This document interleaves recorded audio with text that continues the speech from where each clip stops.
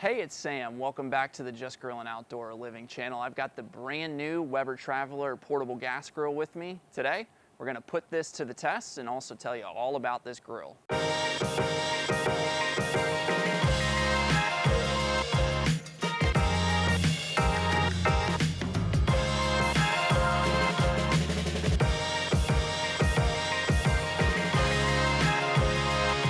Portable grills is big business for Weber. According to their website, it's not the Spirit line of gas grills, and it's not the Genesis line of gas grills either.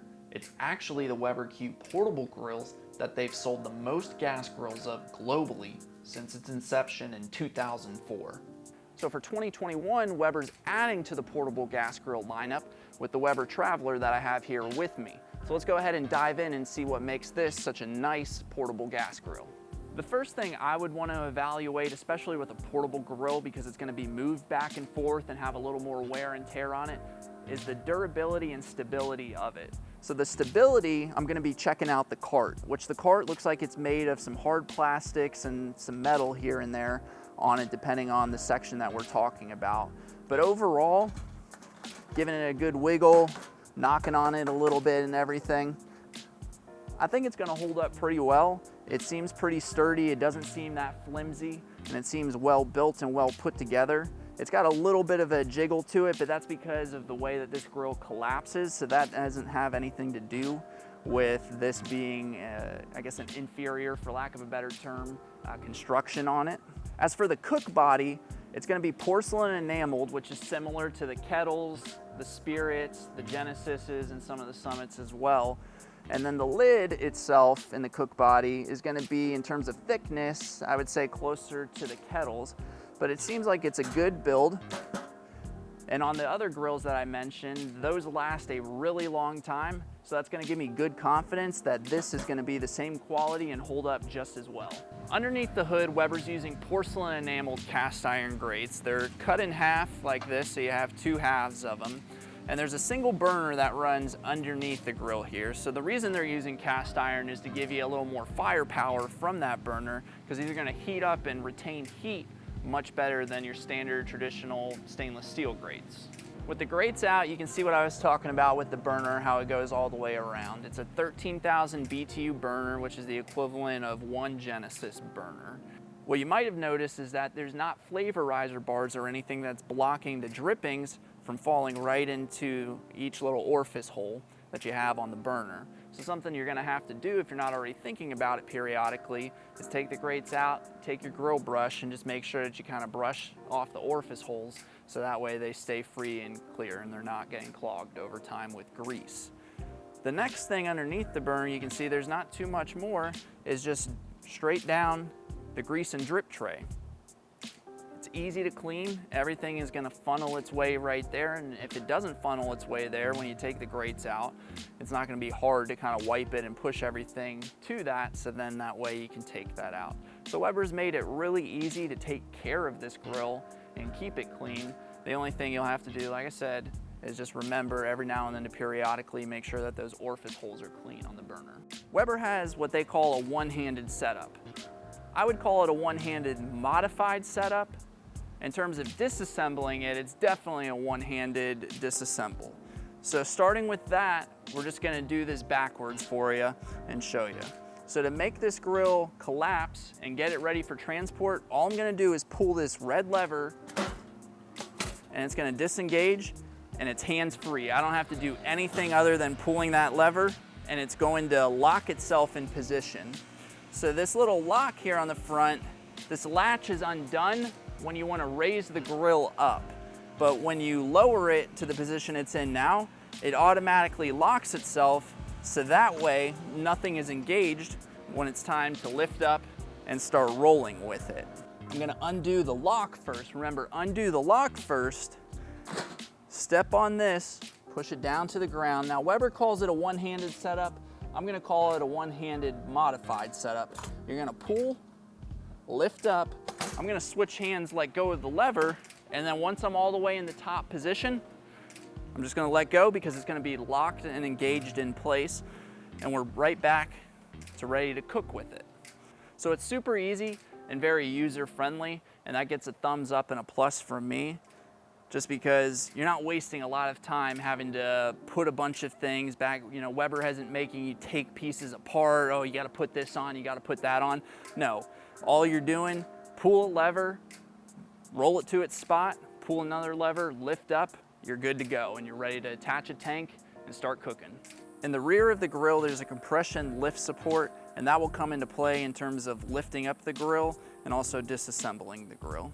I've got two more things I'm gonna show you and test out before we come back and fire this grill up. The first one is gonna be just showing you and rolling this through the grass. Obviously, this is a smooth surface, so it's gonna glide pretty easily. And then we're also gonna show you what this looks like in the back of a vehicle. So let's do the first test, which is just taking this off-roading, if you will. I'm just gonna take it right through the grass. I'm not really gonna push it, but pulling it through. It's rolling pretty easy. It's actually easier to pull than it is to push my mower. It might actually be even easier to push this than this. Actually glides pretty easily through here. So if you're on like a trail, it's just dirt and stuff like that. The only thing that might be hard, but everything's kind of hard to pull, is just if you got a bunch of sand. So rolling it through the grass, I mean, that was pretty fairly easy. So I like that. So let's go ahead and roll this up, and we're gonna show you what this looks like in the back of a car. It's easy to take the listed dimensions and then measure it out using a measuring tape to understand how this would fit in your vehicle. As it's a portable grill, I like to show real life examples that help you visualize a little bit more how this grill might actually fit into a vehicle. Now, I know not everyone drives an SUV. Some people have pickup trucks, you got cars, different stuff, but I've got a mid-size SUV, and I'm just gonna show you at least what this grill looks like in the back of my trunk. For a portable grill, it's fairly lightweight. I went ahead and already put a folded seat down, so if I wanted to put my grill in this way, I did have to fold a seat down for this to fit in there, so that way I'm able to close the rear hatch.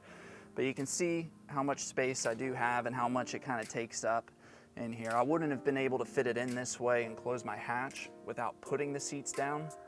But if I don't have a full car, then I don't really have a problem doing that. If you have a full car, which I can fit 5 passengers in here, then this isn't gonna work, so we're gonna have to rotate it. So if you had to do that, I'm gonna have to lift this bar up because it will not fit in if I keep that down. When I put it this way, you can see I've got a couple inches to work with on each side, and I'll measure that out so that way you can get an idea of what you need. So for me, just rough hand from side to side, I'm working with about 45 inches to be able to fit this grill. And I've got about 2, maybe 3 inches of wiggle room, so we'll say 42 inches overall is what the grill is taking up here in terms of space. But with the grill in this way, I still have some trunk space at the rear end, and I'll just move this back. And everyone packs their cars differently and stuff, so you can pack it this way. You can see I've got about 14 inches or so of trunk space right here that I can stack stuff on. You can obviously put stuff on top of the grill. It sits for the most part pretty flat, so I've got a decent amount of space all the way up. If you want to block your rear view mirror, go for it. That's your call on how you pack your car. But it fits in here either way, and it's going to give me a decent amount of space to still put a lot of other things in here. So if I needed to put a table in here, maybe some chairs, obviously you're going to have either a 1-pound cylinder tank or a 20-pound propane tank in here. You can do that, as well as a cooler. I'm going to have that space for that. Ideally, at least in my vehicle, this is going to be the ultimate setup for me, but everybody's got a different vehicle, so it's just going to depend. But that gives you kind of an idea of what it looks like in the back of a mid-size SUV.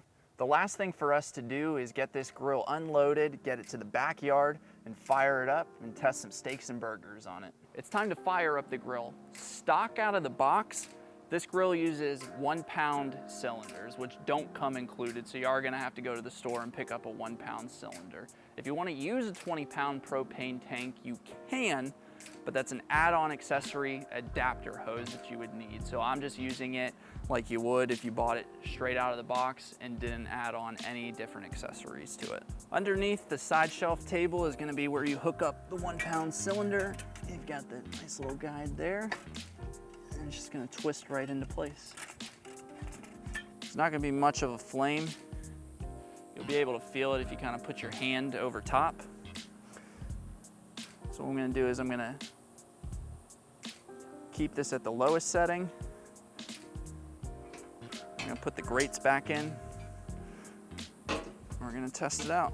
We've let 15 minutes go between the last clip and this one with the grill on the lowest setting. My lid thermometer is telling me a little over 450 degrees. So something to keep in mind here is that there's not much of a height difference between the grates and the top of the lid as compared to a traditional gas grill, or if you want to compare it to maybe a Spirit or a Genesis gas grill, where you have much more distance between the top of the dome. So there's not as much space to heat up. So that could be one reason why we're burning so hot on this grill, even at the lowest setting. I also have my infrared thermometer, and we're gonna check the grates and see what the temperatures are. I think it's gonna be pretty close to the lid dome because for where the reading is of this, for how close it is to the grates, so it won't be as much of a disparity like you'd find on a traditional gas grill as well. We're gonna work our way left to right with this, so aiming, I've got my laser right there on the grates. Run about 385 to 390. Moving over to the center here, I'm gonna test right here in the front, and I'm running pretty spot on like the lid thermometer, 450 degrees. Let's check the back here in the center. And I'm running a little bit different back there, about 420 degrees or so. And now check in the same area that we did on the left, but on the right side of the grill.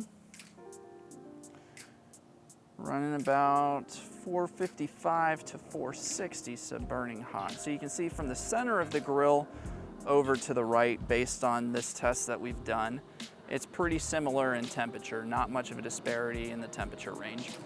From the center over to the left side, there was a pretty big stark difference in the temperature that we have. And we found that before on other Weber grills. If you've seen our video on the Weber Smoke Fire, which if you haven't, go ahead and check that out too. That's on our channel as well. The left side doesn't burn nearly as hot as the right side. I'm not sure why, but that's just something that comes to mind off the top of my head as we do this test here. So that's how this stacked out on the lowest setting. I'm gonna close the lid, I'm gonna crank this up, and let's see how hot this baby gets. So we're gonna give it another 15 minutes or so and see where this kind of tops out at. And we're gonna check back in. So we'll be back in a minute. Same thing as the low heat setting. We've given 15 minutes between the low setting and now grill on the high setting. My lid thermometer is probably gonna break off if I give it any more time. It's a little over 600 degrees, doing the same thing. Gonna take the infrared gun and let's see where we are at the grates. Just doing a handle check, make sure it's not too hot. I don't need a glove. Okay, so testing the left side.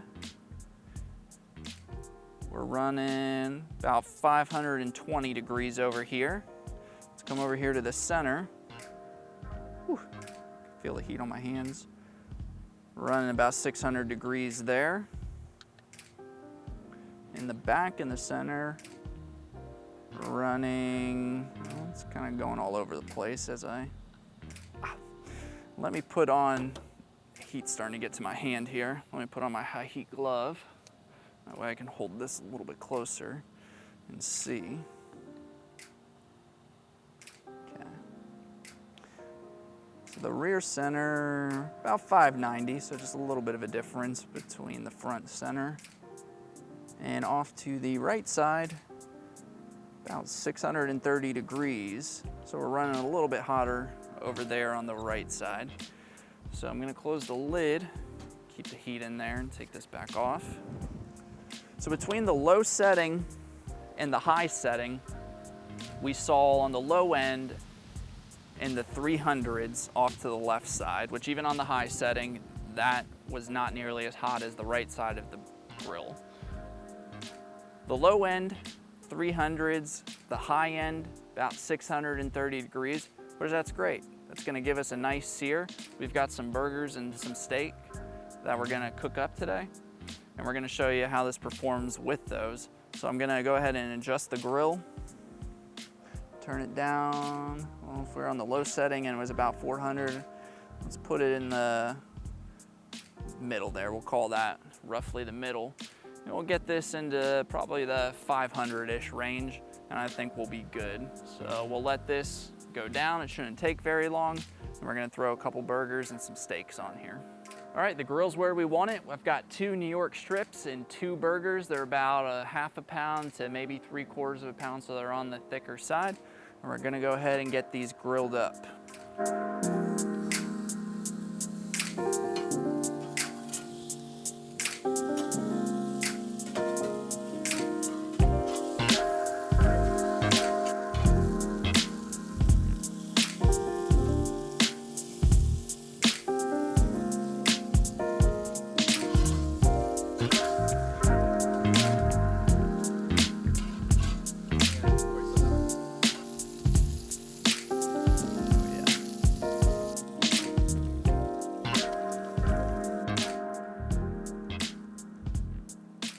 So pro tip, if you're not already doing this and you love cooking burgers, you're gonna wanna use mayonnaise on the buns if you like them nice and buttery and toasty. You can use butter. I think mayonnaise tastes better. Duke's mayo too. If you've never done this before, just every 15, maybe 20 seconds, check the buns, see if they're ready. If they're not, you can just put them back down because it's better to check them more often than let them get way beyond the toastness that you want of them. There we go. Perfect. Shut this grill down. Let's get these burgers built and then we'll be right back out here to taste test everything. Best part about every video that we do, at least when we're cooking something, is getting to taste test it. So let's see how our food fared. So I cooked up a couple New York strips. I'll tell you, New York strips not really my favorite cut of steak, but that's what I did for this.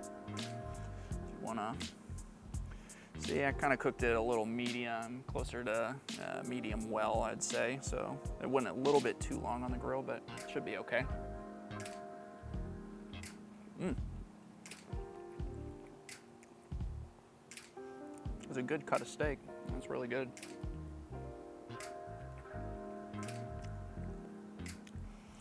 It's juicy. There's a lot of flavor in it. It's good seasoning too. Killer Hawk steak seasoning. That's real good. Now let's taste test our burger. See how this bad boy came out. Oh, that's really good too. The burger's a little more messy than the steak. Both cuts are super juicy, which I love. That's the biggest thing that you always want. You don't want to have the meats dried out.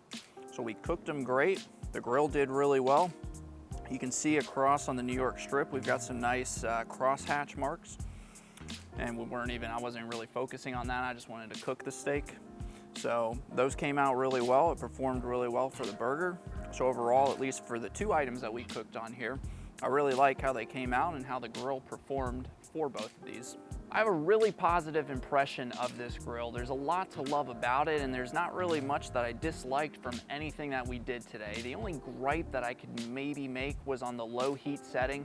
This grill was running pretty hot for a low heat setting, anywhere from the high 300s to 450 degrees. But there's also not that much space that the grill has to heat up, and the lid is very low, so I think that plays a factor compared to a traditional gas grill as well. But overall, I like this grill, and I think once you have this grill, you're gonna like it too. If there was something that I didn't cover, ask me a question in the comments below. I'll make sure that I answer that for you. I do my best to cover everything that I can, but sometimes we forget to do some of that. If you haven't already, please give this video a thumbs up if you liked it, and make sure you subscribe to our channel when we have more videos like this. Thanks for watching. We'll see you soon.